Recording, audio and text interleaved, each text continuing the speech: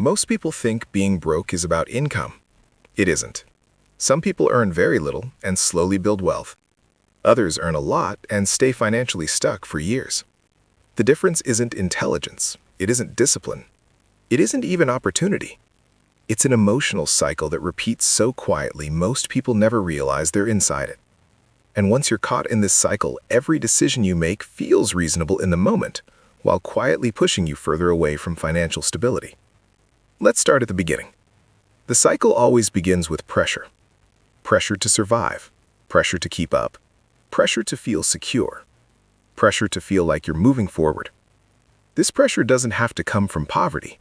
It can come from comparison, expectations, or fear of falling behind. Your brain doesn't care where the pressure comes from. It just registers one thing: threat.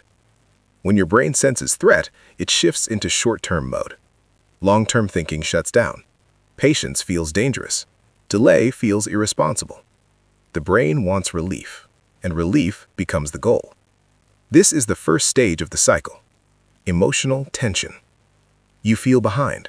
You feel stressed. You feel uneasy about money, even if nothing is technically wrong. That discomfort creates urgency, and urgency pushes you into the second stage: impulsive action. This is where people start making decisions that feel like solutions.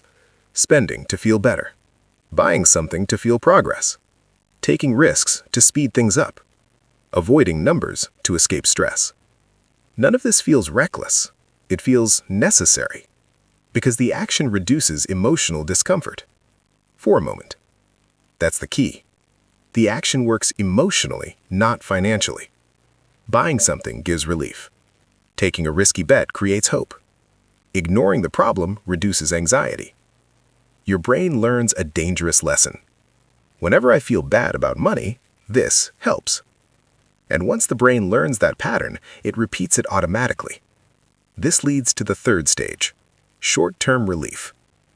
You feel better, calmer, more in control. But nothing underneath has actually changed. The structure is still weak. The habits are still unstable. The plan is still unclear. So time passes, and reality catches up. Bills arrive, balances remain. Results don't match expectations. That's when the fourth stage hits: disappointment. This is where people start blaming themselves. I should be better at this. Why do I keep messing this up? Other people don't struggle like this. The disappointment isn't just financial. It's emotional. It attacks identity. And once identity is threatened, the brain looks for protection. This leads directly into the fifth stage: avoidance. Avoiding bank accounts. Avoiding conversations. Avoiding planning. Avoiding reality. Not because people are lazy, but because looking at the situation triggers shame. And shame is one of the most painful emotions the brain can experience. So, the brain delays. Delay feels safe, until pressure builds again, and the cycle restarts. Pressure, impulsive action, short-term relief, disappointment, avoidance. Over and over. This cycle is what keeps people broke, not low income. And intelligence doesn't break it. In many cases, intelligence makes it harder to escape, because smart people rationalize each step. They explain the spending. They justify the risk. They intellectualize the avoidance. The cycle feels logical from the inside. That's what makes it so powerful. Now let's talk about why this cycle is so hard to break. The brain is not designed to optimize for future wealth. It is designed to regulate emotion in the present. If a behavior reduces stress now, the brain labels it as useful, even if it causes harm later. Future consequences are abstract. Present relief is real. This is why financial advice that focuses only on behavior rarely works. Just budget. Just invest consistently. Just stop spending. These assume the problem is knowledge. It isn't. The problem is emotional regulation. You cannot out-logic an emotional cycle. You have to interrupt it. And interruption starts with awareness. Most people believe they're bad with money. What they're actually bad at is tolerating financial discomfort without reacting. They don't sit with pressure long enough for it to pass. They try to escape it. This is the moment where things change. The people who escape this cycle don't eliminate pressure. They learn to sit with it. They allow the discomfort of slow progress, the discomfort of boredom, the discomfort of not keeping up. They stop trying to feel good about money all the time. And that's the breakthrough. Because wealth is built in emotionally uncomfortable environments. Waiting is uncomfortable. Staying consistent is boring. Doing nothing feels wrong. But those are the conditions where compounding happens. The emotional cycle keeps people broke because it prioritizes comfort over consistency. Breaking the cycle requires flipping that priority. Not by suffering, but by understanding. When you realize that pressure is just a signal, not an emergency, you stop reacting to it. When you realize that relief is temporary, not progress, you stop chasing it. When you realize that avoidance protects feelings, not finances, you stop mistaking silence for safety. The goal isn't to feel confident all the time. It's to become predictable. Predictable behavior builds stability. Stability builds confidence.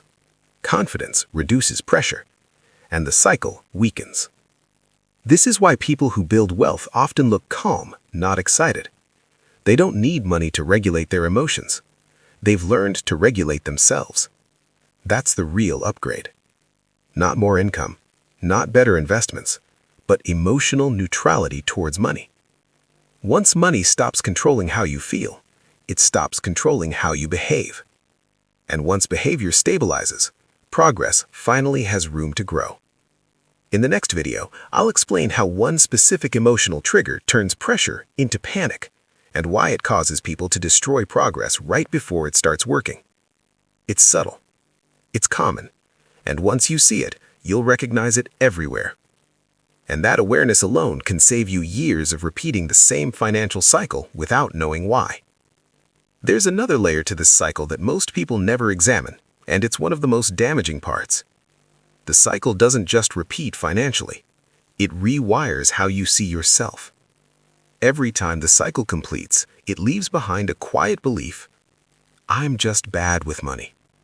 That belief is rarely spoken out loud, but it sits underneath every future decision. And once it's there, it changes your behavior before you even notice it. When you believe you're bad with money, you stop trusting yourself. You hesitate more. You second-guess more. You delay decisions that require confidence. At the same time, when emotions run high, you override that hesitation and swing in the opposite direction. Overthinking turns into impulsiveness. Caution turns into urgency. This creates inconsistency. And inconsistency is poison for financial progress. Not because each decision is catastrophic, but because progress requires rhythm. Small, repeated actions done the same way over time. The emotional cycle breaks that rhythm. It replaces steady movement with emotional spikes. Another reason this cycle is so persistent is because it's reinforced by relief, not results. The brain doesn't reward you for being financially responsible if it feels uncomfortable. It rewards you for feeling better. So, when you avoid checking your finances and your anxiety drops, your brain records that as a win. When you spend money to feel progress and your mood lifts, your brain records that as a solution. When you take a risky action and feel hopeful, your brain records that as movement. The brain does not evaluate long-term outcomes in these moments. It evaluates emotional state. That's why people can repeat the same destructive patterns for years while genuinely believing they're trying their best. They are trying to feel okay, and feeling okay is not the same as building stability. This is where shame becomes such a powerful force.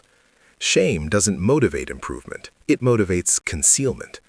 When people feel ashamed about money, they stop engaging with it honestly. They round numbers in their head. They delay looking at statements. They avoid conversations that could help them. And the longer avoidance lasts, the bigger the problem feels. Eventually, the numbers feel so emotionally loaded that even opening an app feels overwhelming. At that point, the cycle isn't just financial, it's psychological. Money becomes associated with stress, guilt, and failure, and anything associated with those emotions gets avoided. This is why telling people to just face it rarely works. Facing it feels like emotional punishment, so the brain resists. Now let's talk about something subtle but crucial. Most people don't realize that this cycle thrives on unpredictability. When income is irregular, expenses fluctuate, or goals are unclear, the brain stays on edge. Uncertainty increases emotional sensitivity, and emotional sensitivity increases impulsive behavior. This is why stability is more powerful than optimization. A simple, boring system that you can follow consistently beats a sophisticated plan you emotionally abandon. But boring systems don't give emotional highs. They don't create stories. They don't feel like progress in the moment. They feel like restraint. And restraint is uncomfortable in a culture that celebrates acceleration. This is why people mistake financial calm for stagnation. When nothing dramatic is happening, the brain assumes nothing good is happening. In reality, that calm is exactly where wealth grows. Another piece people miss is that the emotional cycle is often inherited. Many people learned money behavior by observing stress, parents worrying, arguments about bills, silence around finances. Even if your situation is different, your nervous system remembers the tone. So when money feels uncertain, your body reacts before your mind does. Heart rate increases, thoughts narrow, urgency rises. This is not weakness, it's conditioning. And unlearning conditioning requires patience, not pressure. Here's something important. Breaking this cycle does not mean never feeling financial stress again. It means recognizing stress without obeying it. It means allowing discomfort to exist without immediately trying to eliminate it. That's a skill, and like any skill, it feels unnatural at first. When you stop reacting automatically, the brain protests. It says, do something, fix this, escape this feeling. Sitting still feels wrong, but over time, something shifts. The discomfort peaks, then it fades, and the brain learns a new lesson. This feeling passes even if I don't act. That lesson is transformative, because once your brain learns that discomfort is survivable, urgency loses its power. You stop needing relief at any cost, and that's when decisions start coming from clarity instead of emotion. Another turning point is when you stop trying to feel motivated. Motivation is unreliable. It comes and goes with mood, energy, and confidence. Systems don't require motivation. They require predictability. When your financial behavior is system-driven instead of emotion-driven, progress becomes inevitable. Not fast, not dramatic, but real. This is why people who break free from the cycle often describe the change as quiet. No big moment, no sudden wealth, just fewer emotional spikes, less panic, less urgency, less self-blame. Over time, that calm compounds. Decisions improve because they're not constantly being corrected. Mistakes become data instead of identity attacks, and money slowly begins to feel like a less threat. One of the most powerful shifts is when you stop using money to regulate your emotions. When boredom no longer triggers spending, when stress no longer triggers avoidance, when pressure no longer triggers risk. At that point, money becomes neutral, and neutrality is powerful.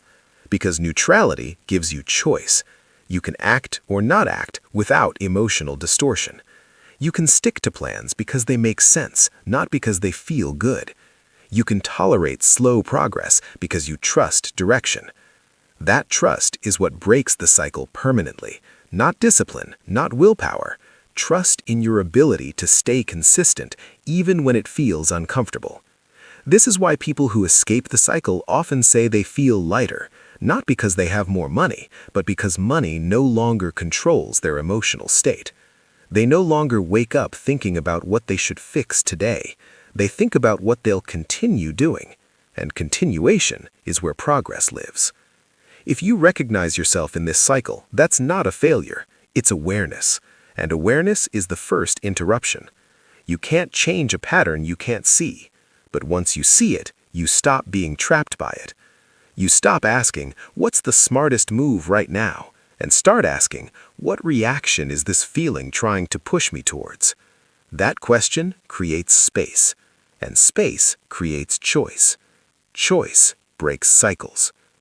In the next video, I'll explain the exact emotional trigger that turns financial pressure into panic and why it usually appears right before things would have started improving. Once you recognize that trigger, you'll be able to stop the cycle mid-loop instead of after the damage is done. And that alone can completely change your financial trajectory, not by doing more, but by reacting less.